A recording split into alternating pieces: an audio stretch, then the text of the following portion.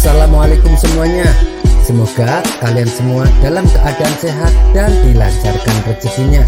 Amin ya robbal alamin.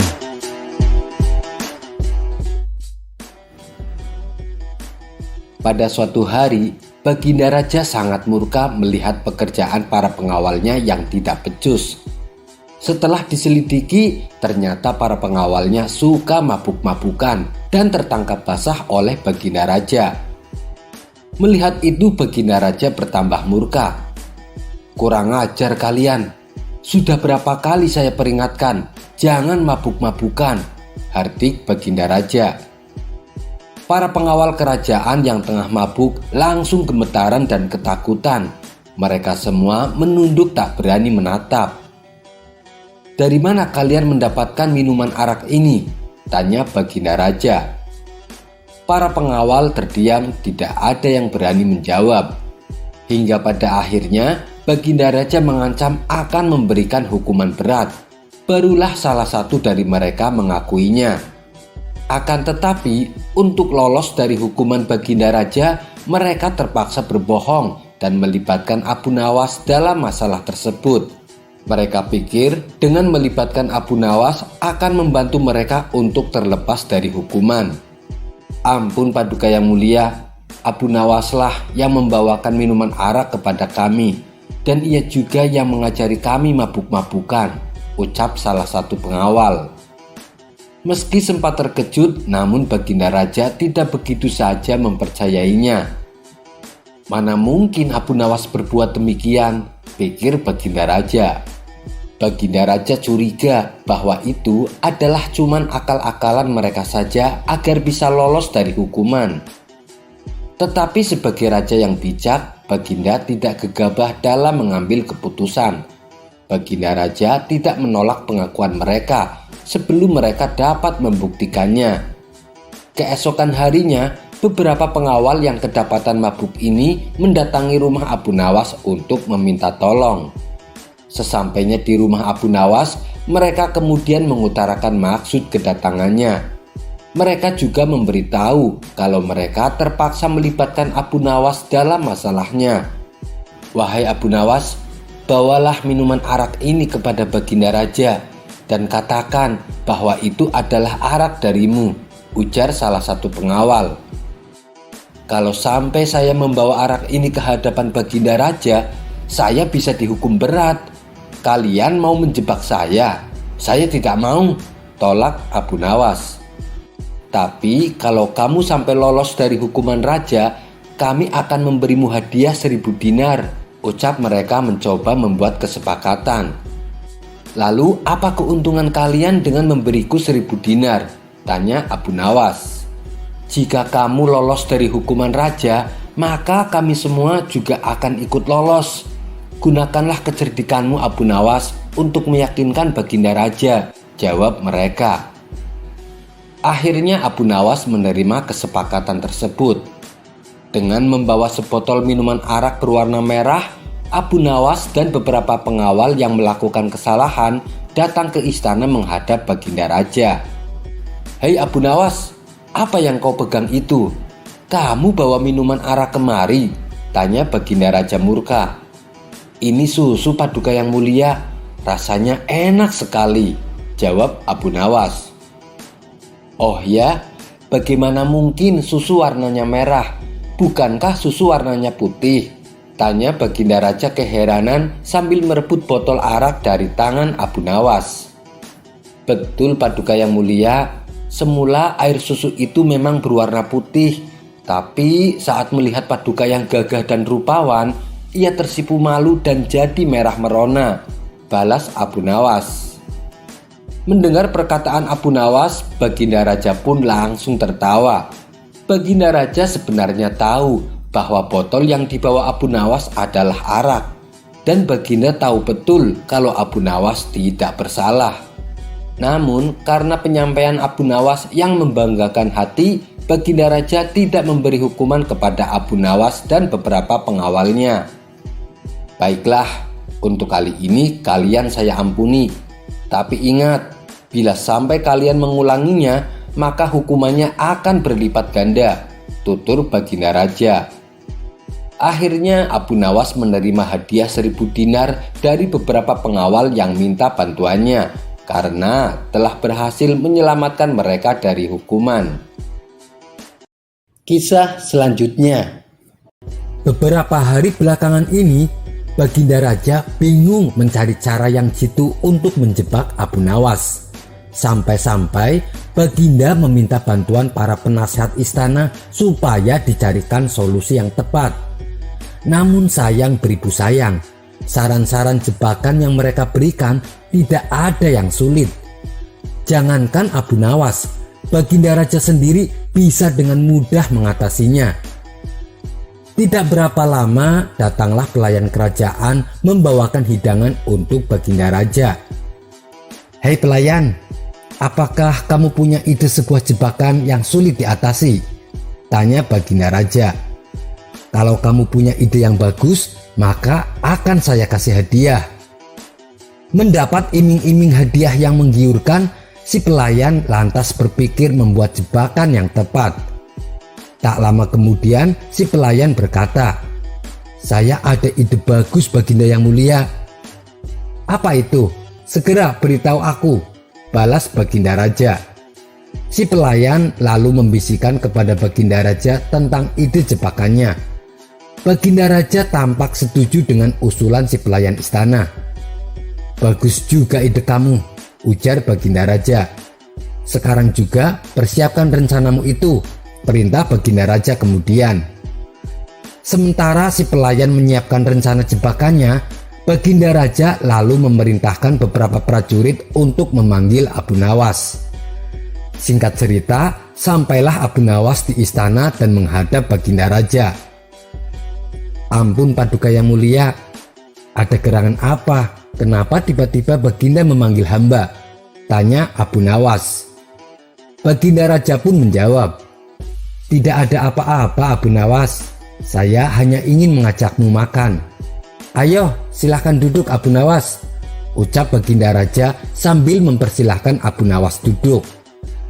Lalu datanglah pelayan istana menyiapkan hidangan ayam panggang dan beberapa hidangan lezat lainnya. Kemudian Baginda Raja dan Abu Nawas duduk bersama di meja makan yang penuh dengan hidangan lezat. "Kebetulan sekali Baginda, dari pagi saya belum makan," kata Abu Nawas cengengesan. Mencium aroma ayam panggang di depannya yang begitu menggugah selera makan, Abu Nawas buru-buru mengambilnya. Namun saat hendak memakan ayam tersebut, tiba-tiba Baginda Raja mencegahnya. "Tunggu dulu Abu Nawas. Di tangan kamu ada sepotong ayam panggang lezat. Silahkan dinikmati. Tapi ingat Abu Nawas, jika kamu memotong paha ayam itu, maka aku juga akan memotong pahamu. Jika kamu memotong leher ayam itu, aku juga akan memotong leher kamu. Dan jika kamu memotong dada ayam itu, maka aku akan memotong dadamu. Pada intinya, apapun yang kamu lakukan kepada ayam itu, aku juga akan melakukan hal yang sama kepadamu." Mendengar perkataan Baginda Raja, Abu Nawas kaget bukan main. Ia hanya terdiam sambil memegang ayam panggang di tangannya. "Hei Abu Nawas, kenapa kamu diam saja? Kalau kamu membiarkan ayam itu tanpa diapa-apain, maka kamu akan saya masukkan ke dalam penjara tanpa diberi makan," kata Baginda memperingatkan. Suasana pun menjadi tegang. Abu Nawas semakin dibuatnya menjadi serba salah. Dimakan bahaya, tidak dimakan masuk penjara. Yah, namanya saja Abu Nawas. Dalam keadaan apapun, dia pasti bisa lepas dari jebakan sang raja. Ia pun lalu mendekatkan ayam panggang di mulutnya. Melihat hal itu, Baginda Raja sudah bersiap-siap untuk membalaskan dendamnya. Akan tetapi, tiba-tiba Abu Nawas menjilati paha ayam tersebut tanpa henti-henti. Bahkan Abu Nawas berdiri dari kursinya dan merubah posisinya jadi menunggingkan pantat. "Hei Abu Nawas, apa yang sedang kamu lakukan?" tanya Baginda Raja heran. Dengan entengnya Abu Nawas menjawab, "Saya sedang menjilati pantat ayam Paduka yang mulia." "Lalu apa maksudmu menungging seperti itu?" tanya Baginda Raja kembali. Abu Nawas menjawab, "Saya menunggu Paduka melakukan hal yang sama seperti yang saya lakukan kepada ayam ini," jawab Abu Nawas cengengesan. Mendengar jawaban Abu Nawas spontan membuat Baginda Raja tak bisa berkutik. Mana mungkin Baginda Raja akan menjilati pantat Abu Nawas. Dasar konyol tingkah Abu Nawas ini. Kisah selanjutnya. Suasana pagi nan cerah mengusik Abu Nawas untuk berjalan-jalan menikmati indahnya kota Baghdad. Seperti biasa, ia juga tak lupa mampir ke warung untuk nongkrong bersama kawan-kawannya. Setibanya di warung, ternyata teman-temannya Abu Nawas sudah pada berkumpul. Mereka tampak asik sedang membicarakan suatu berita yang lagi hangat. Karena merasa ingin tahu, Abu Nawas pun lalu bertanya kepada mereka, "Kayaknya kalian lagi ngobrol serius nih. Apakah ada kabar terbaru?" tanya Abu Nawas. Salah satu temannya menjawab, "Ada, yaitu lomba tinju bebas. Hadiahnya 1 kilogram emas." "Benarkah?" tanya Abu Nawas kaget. "Apakah semua orang boleh mendaftar?" tanya Abu Nawas kembali. Mereka menjawab, "Lomba ini terbuka untuk umum Abu Nawas. Semua orang boleh mendaftar." "Memangnya kamu mau ikut Abu Nawas?" tanya mereka tertawa. "Iya, saya mau ikut mendaftar," jawab Abu Nawas mantap. "Apa? Kamu serius Abu Nawas?" tanya mereka tak percaya. "Maaf nih Abu Nawas, bukannya saya menghina, tapi badanmu kan kurus dan tenagamu juga tak begitu kuat." Namun Abu Nawas tidak menghiraukan ucapan temannya itu. "Kita lihat saja nanti siapa yang bakalan jadi juaranya," ujar Abu Nawas penuh percaya diri. Hari yang ditunggu-tunggu pun tiba. Semua orang berkumpul di lapangan untuk menyaksikan jalannya perhelatan tinju bebas. Kawan-kawan Abu Nawas juga berbondong-bondong ikut menghadirinya. Mereka penasaran dengan aksi Abu Nawas nantinya. Pertandingan demi pertandingan pun telah selesai dilaksanakan. Beberapa peserta ada yang mengalami cedera, ada juga yang sampai keluar darahnya. Dan kini tibalah giliran Abu Nawas melawan dengan petinju yang berbadan kekar dan besar. Dipanggillah nama petinju itu supaya masuk ke dalam ring. Ia pun masuk dengan gagahnya sambil mengepalkan tangannya, seolah tak sabar ingin menghajar Abu Nawas. "Gila, badannya gede banget," ujar kawan Abu Nawas. "Sekali tonjok bisa mati tuh Abu Nawas," sahut kawan lainnya. Namun saat nama Abu Nawas dipanggil, Abu Nawas sama sekali tidak menampakkan dirinya. Setelah ditunggu beberapa menit, Abu Nawas masih saja belum kelihatan. Maka dengan terpaksa pertandingan pun ditunda. Bukan main geramnya petinju tersebut. Baginya ini merupakan pelecehan. "Mana Abu Nawas? Mana Abu Nawas?" teriaknya penuh emosi. "Ada yang tahu di mana rumahnya? Aku akan menyeret paksa dia kemari," sambungnya. Beberapa orang lalu menunjukkan di mana alamat rumah Abu Nawas. Dengan langkah tegap, si petinju bergegas menuju rumah Abu Nawas. "Waduh, bakalan mampus tuh Abu Nawas," celetuk salah satu kawan Abu Nawas. Dengan dikawal beberapa orang dan panitia lomba, sampailah si petinju itu di depan rumah Abu Nawas. Saking emosinya, si petinju langsung mendobrak pintu rumahnya dengan sekali pukul. Akan tetapi saat ia mulai memasuki rumah Abu Nawas, ia tidak mendapati seorang pun di situ. Ia malah dikejutkan oleh sesuatu yang membuatnya sangat kaget. Badannya mendadak langsung gemetaran. Pasalnya, ia melihat terpampang celana pendek untuk tinju, tapi dengan ukuran yang sangat besar. Kontan saja, sang petinju tadi nyalinya langsung menciut. "Matilah aku. Ternyata yang bernama Abu Nawas tubuhnya pasti besar sekali. Celana pendeknya saja segitu. Bagaimana nanti orangnya?" pikir si petinju tersebut. Dengan langkah gemetaran, si petinju lalu keluar dari rumah Abu Nawas dan menemui panitia lomba. "Saya tidak mau meneruskan pertandingan ini.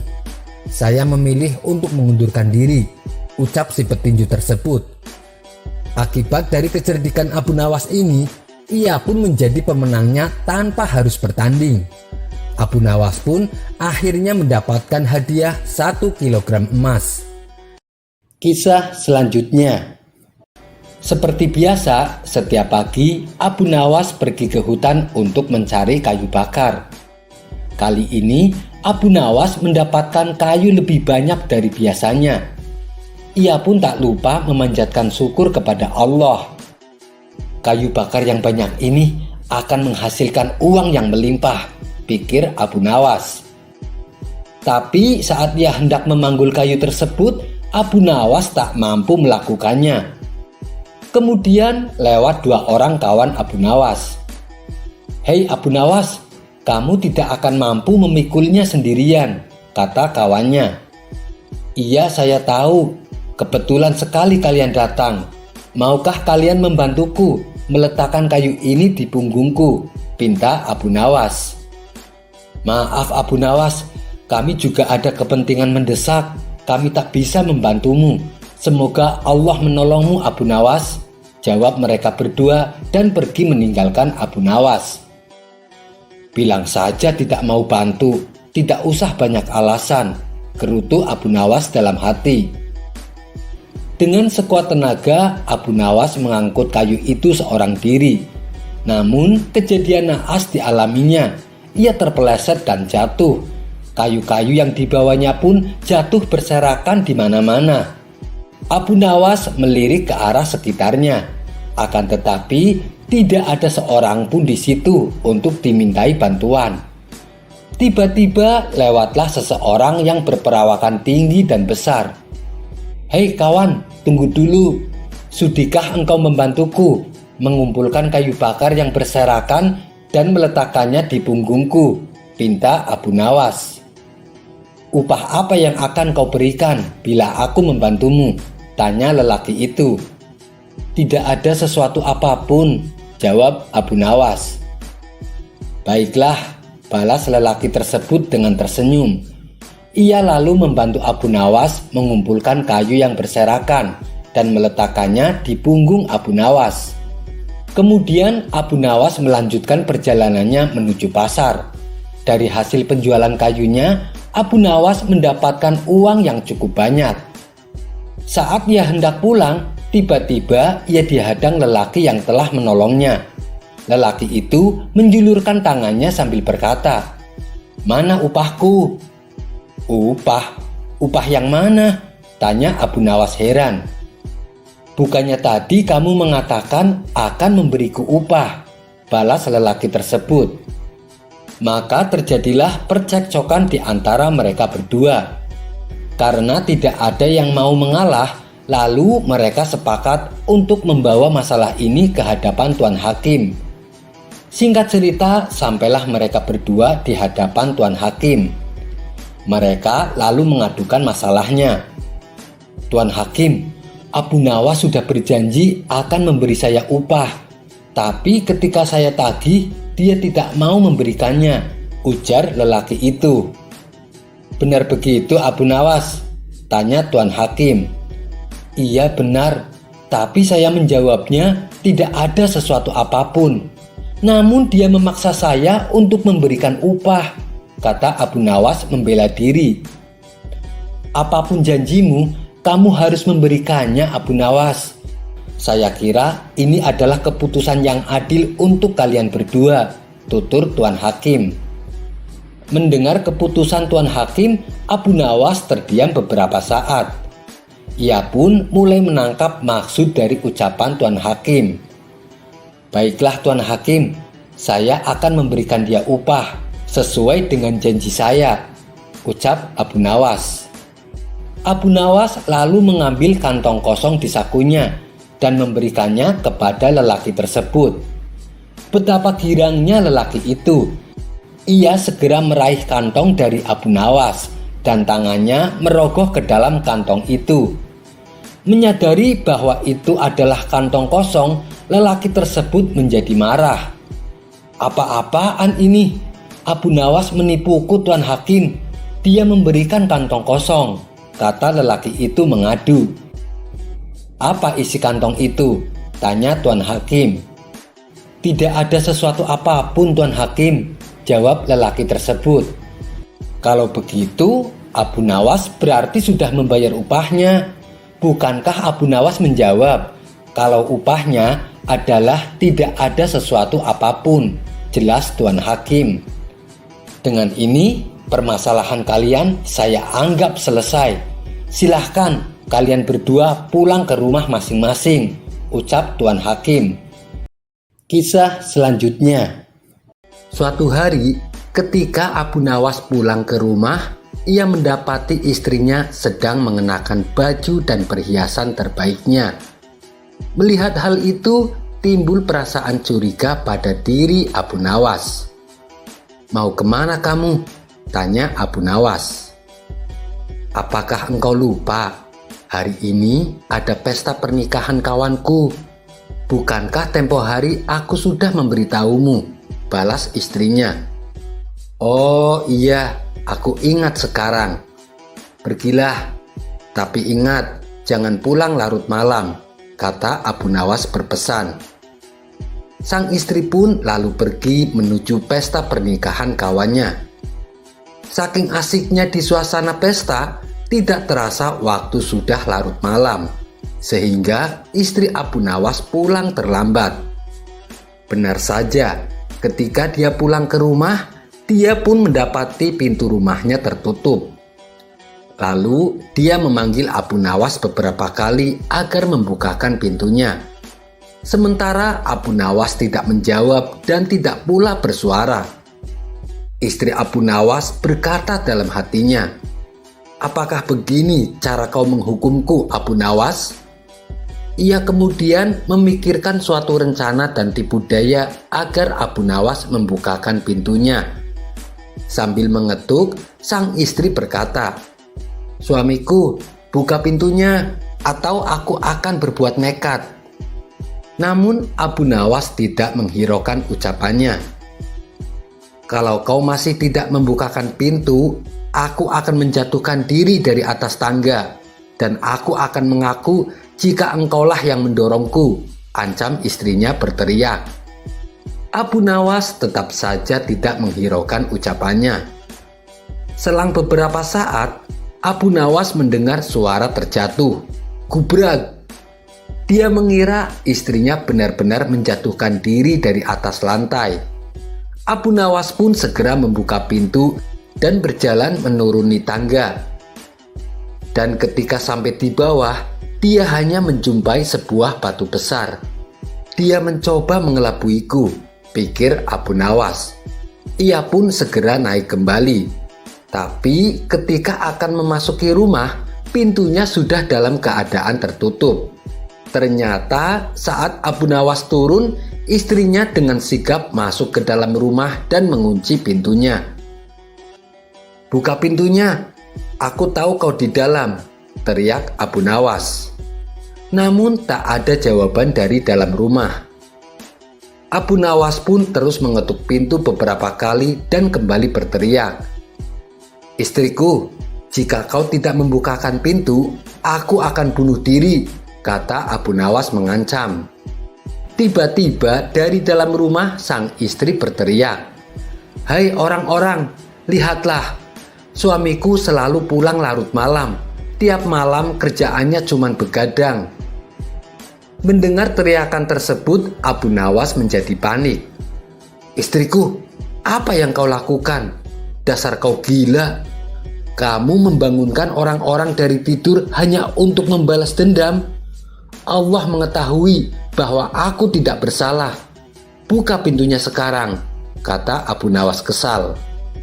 Sang istri malah berteriak semakin keras, "Tolong, tolong. Suamiku akan merobohkan pintu. Dia juga akan memukulku. Tolong, selamatkan aku." Mendengar ada kegaduhan, para tetangga langsung keluar mendatangi rumah Abu Nawas. Mereka melihat Abu Nawas sedang berdiri di depan pintu rumahnya yang tertutup. Melihat kehadiran mereka tentu saja membuat Abu Nawas menjadi malu. "Kamu ini kenapa sih Abu Nawas? Sudah pulang larut malam, malah mau memukul istrimu. Kamu sekarang sudah berubah Abu Nawas," kata para tetangganya. "Iya, saya minta maaf telah mengganggu waktu istirahat kalian," balas Abu Nawas. Abu Nawas pun terpaksa tidur di luar rumah. Niatnya mau memberi hukuman kepada sang istri karena pulang larut malam, malah dia yang kena. Kisah selanjutnya diceritakan Baginda Raja sedang menyelenggarakan acara syukuran di istananya. Acara tersebut adalah syukuran untuk pemberian nama bayi. Dan pada acara kali ini, Baginda Raja sengaja tidak mengundang Abu Nawas. Menurut Baginda, kalau Abu Nawas diundang, justru akan membuat suasana jadi kacau. Tapi ya namanya Abu Nawas, meskipun tidak diundang, dia tetap saja nekat datang ke istana. Setibanya di istana, Abu Nawas langsung membaur dengan para tamu undangan. Tidak lama berselang, Baginda Raja pun mulai berpidato.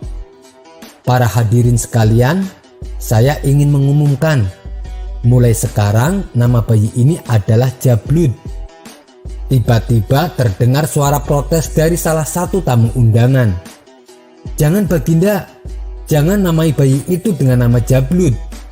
Ternyata tamu yang protes tersebut adalah Abu Nawas. Baginda Raja pun kaget. Bagaimana bisa Abu Nawas datang kemari? Pikir Baginda Raja. Tapi ya sudahlah. Dengan sedikit sewot, Baginda Raja bertanya kepada Abu Nawas, "Kenapa kamu protes dengan nama yang aku berikan?" Dengan entengnya Abu Nawas menjawab, "Karena biasanya orang yang bernama Jablud itu orangnya bodoh Baginda. Lebih baik diganti nama yang lain saja." Kali ini Baginda Raja benar-benar merasa dipermalukan oleh Abu Nawas di depan para tamu undangan. Sebab nama yang diberikan Baginda Raja menurutnya sudah bagus dan baik.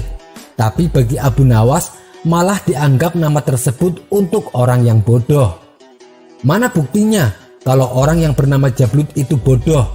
tanya Baginda Raja sewot. "Kalau kamu tidak bisa membuktikan, kamu akan saya hukum pancung," ancam Baginda Raja. "Tentu saya bisa membuktikannya Paduka yang mulia," jawab Abu Nawas. "Baginda kenal dengan hakim yang namanya Jablud bukan? Nah, dia itu orangnya bodoh. Tapi untuk membuktikan kebodohannya, saya butuh 30 keping emas," ujar Abu Nawas. Mendengar penjelasan Abu Nawas, Baginda Raja pun yang tadinya sewot mendadak berubah menjadi tersenyum. Ini pasti ada hiburan yang segar yang akan dipertontonkan Abu Nawas, pikir Baginda Raja.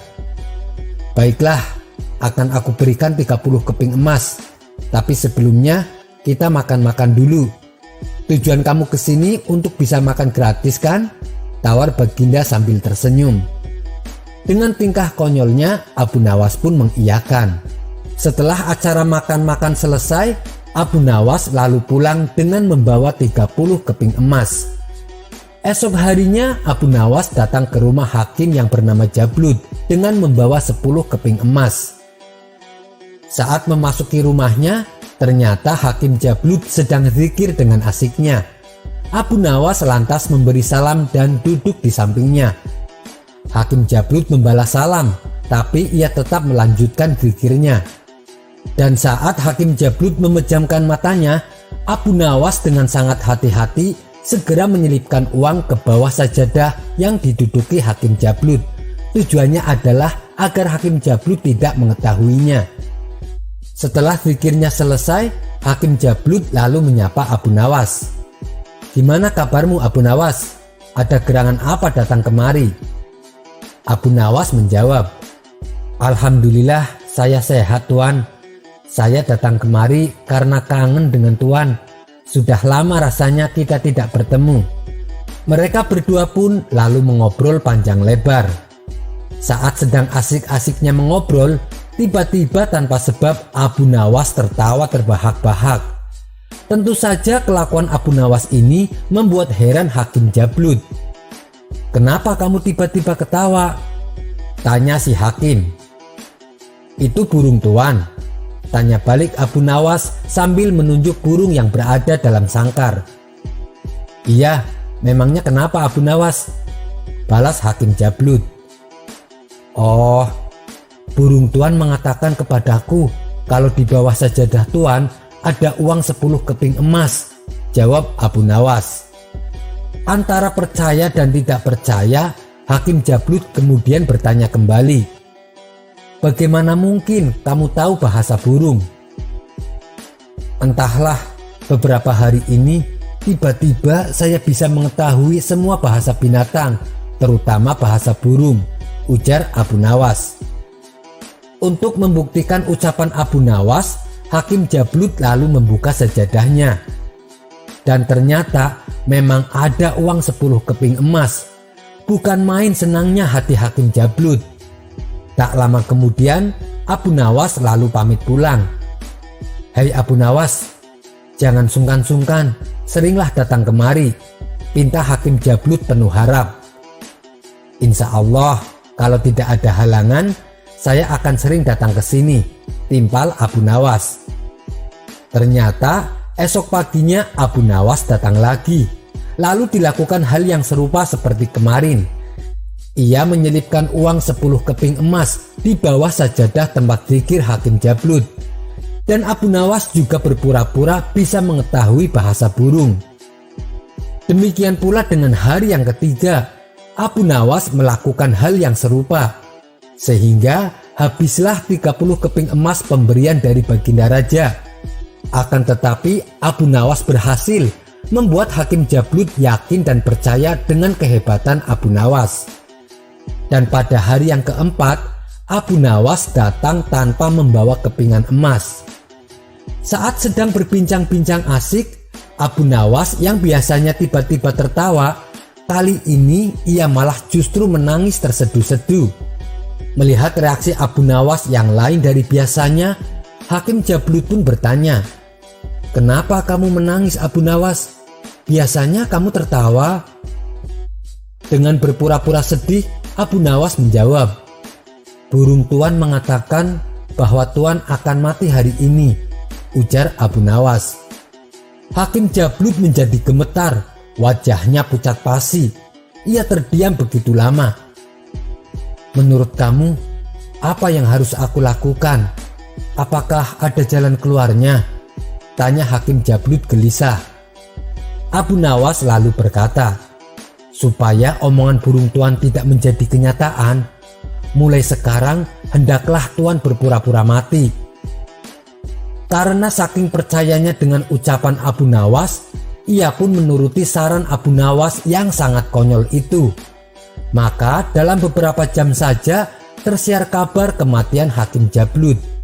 Tentu saja kabar tersebut membuat kaget para warga. Dan ketika para warga hendak ikut memandikan dan mengkafaninya, ternyata jenazah Hakim Jablut sudah berada di dalam keranda. "Aku sudah memandikan dan mengkafaninya," tukas Abu Nawas. "Ayo kita bawa langsung ke pemakaman," ajak Abu Nawas kepada para warga yang melayat.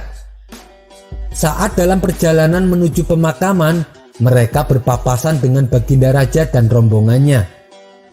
"Mayat siapa yang diusung itu?" tanya Baginda Raja kepada Abu Nawas. "Itu mayat Hakim Jablut Paduka Yang Mulia," jawab Abu Nawas. Baginda Raja pun terperanjat.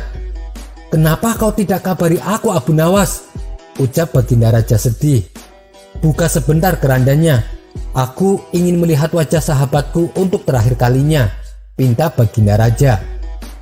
"Wahai sahabatku, apa yang menyebabkan kematianmu? Aku sama sekali tidak mendengarnya," kata Baginda Raja sambil membuka kerandanya.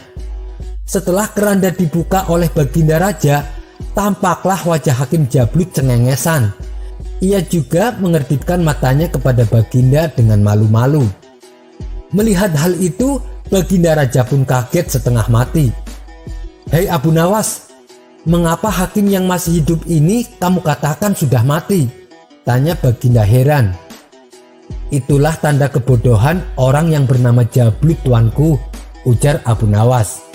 "Makanya tempo hari saya melarang Baginda menamai bayi dengan nama Jablut," sambung Abu Nawas.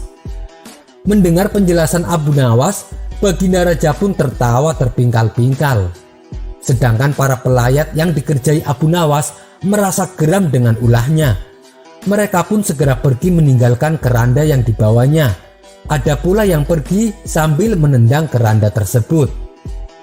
Oh iya, begini pemirsa, penyebutan nama Jablut itu hanya karangan saya saja. Sebab kalau disebutkan sesuai nama dalam cerita yang sebenarnya, saya khawatir namanya ada yang sama dengan pengunjung channel ini. Saya khawatir nanti ada yang tersinggung. Oleh sebab itulah namanya saya ganti menjadi Jablut. Ini semata-mata untuk menjaga perasaan.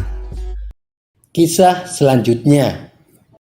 Dahulu kala di sebuah negeri Turkistan hiduplah seorang raja yang terkenal bengis.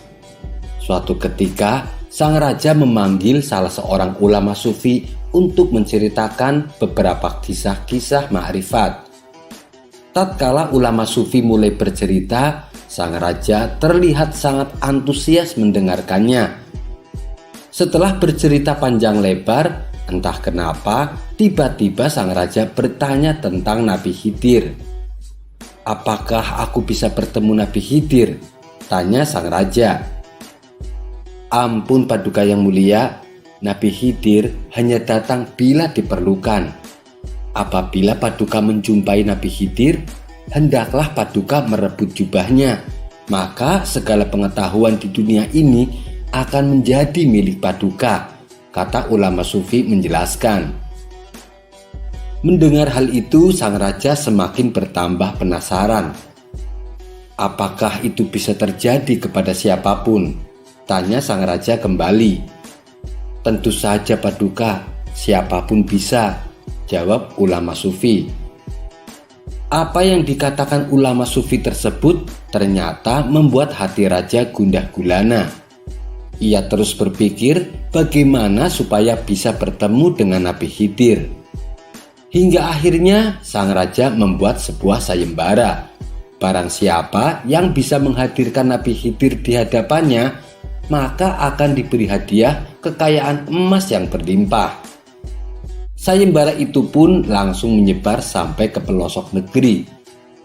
Sementara itu, di desa terpencil hiduplah seorang lelaki miskin yang bernama Bahtiar. Bahtiar ini juga mendengarkan sayembara yang diadakan oleh sang raja. Lalu terbesitlah di benak Bahtiar akan sebuah rencana.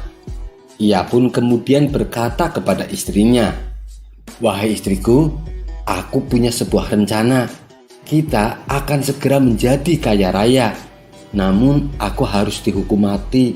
Tapi itu tak mengapa, karena hadiah itu bisa menghidupimu selamanya."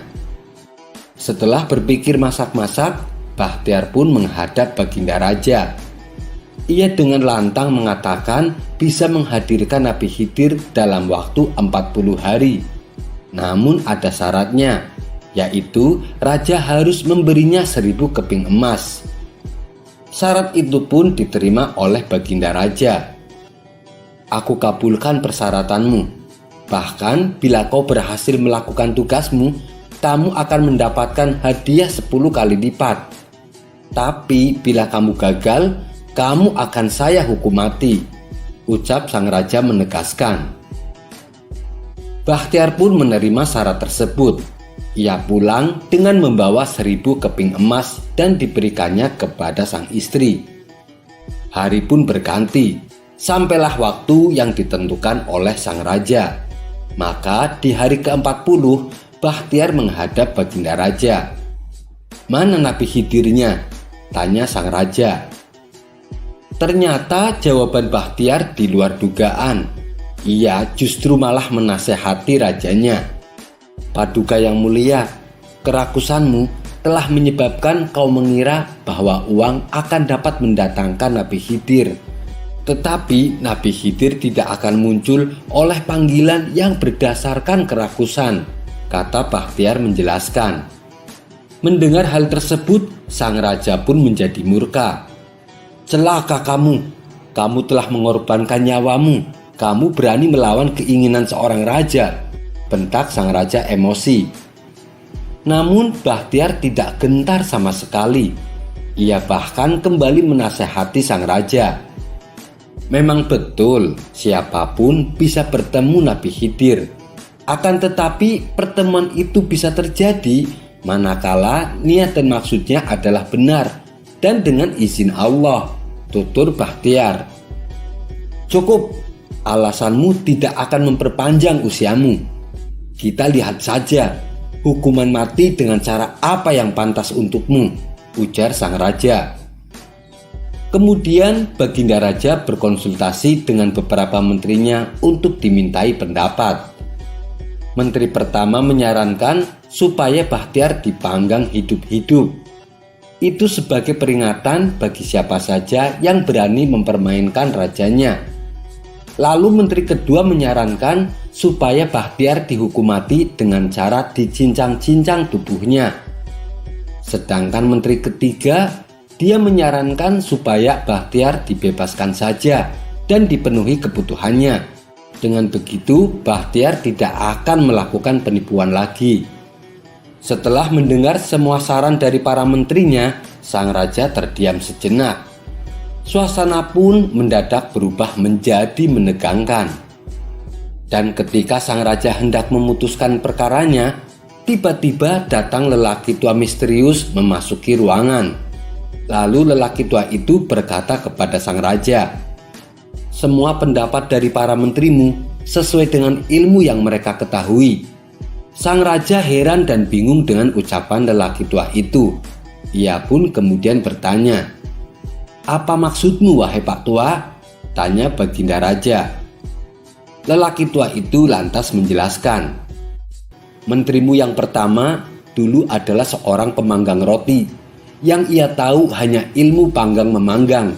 Makanya ia menyarankan hukuman panggang. Dia bukan orang berilmu, tapi malah menjabat sebagai menteri. Lalu menterimu yang kedua, ia dulunya seorang penjagal hewan. Yang ia tahu hanya ilmu cincang mencincang. Makanya ia menyarankan hukuman cincang. Dia bukan orang berilmu, tapi malah menjabat sebagai menteri. Sedangkan menterimu yang ketiga, dia memang seorang yang berilmu. Ia berusaha mencari dan melihat akar sumber masalah dari semua ini. Makanya ia bersikap bijak dalam memutuskan perkara. Hai Raja, ada dua hal yang perlu kamu perhatikan. Pertama, Nabi Khidir akan muncul hanya pada seseorang yang bisa mengambil manfaat dari pertemuan tersebut. Kedua, orang ini, maksudnya Bakhtiar, sebagai bukti pengorbanannya, ia terpaksa melakukan penipuan. Ia pun rela melakukan apa yang ia anggap harus dilakukan, meskipun harus mengorbankan nyawanya, asalkan dia dapat membahagiakan keluarganya. Makanya, dalam situasi genting ini, membuat saya sudah sepantasnya muncul di hadapan kalian, kata lelaki itu menjelaskan panjang lebar. Ternyata lelaki tua misterius ini adalah Nabi Khidir. Ia muncul dengan berpenampilan layaknya seorang sufi. Semua orang yang hadir menjadi melongo. Semua mata tertuju pada Nabi Khidir. Namun tiba-tiba ia langsung menghilang. Sang raja menjadi lemas melihat apa yang dialaminya. Baginda Raja sangat menyesal karena tidak sempat memanfaatkan dengan baik akan kehadiran lelaki tua itu, yang tak lain adalah Nabi Khidir, orang yang selama ini ingin ditemuinya. Sesuai dengan yang diperintahkan Nabi Khidir, sang raja akhirnya memberikan belanja secara teratur kepada Bakhtiar. Sementara menteri pertama dan menteri kedua dipecat, sedangkan menteri yang ketiga tetap dijadikan sebagai menterinya. 1000 keping emas pun dikembalikan oleh Bahtiar kepada rajanya sebagai kas kerajaan. Dalam sebuah catatan, Bahtiar adalah seorang ulama sufi yang hidupnya sederhana di daerah Khurasan. Ia sama sekali tidak dikenal sampai peristiwa ini terjadi. Wallahu a'lam bishawab. Sekian dulu perjumpaan kita kali ini. Sampai bertemu lagi di kisah selanjutnya. Terima kasih yang sudah subscribe dan setia menonton channel ini. Wassalamualaikum warahmatullahi wabarakatuh.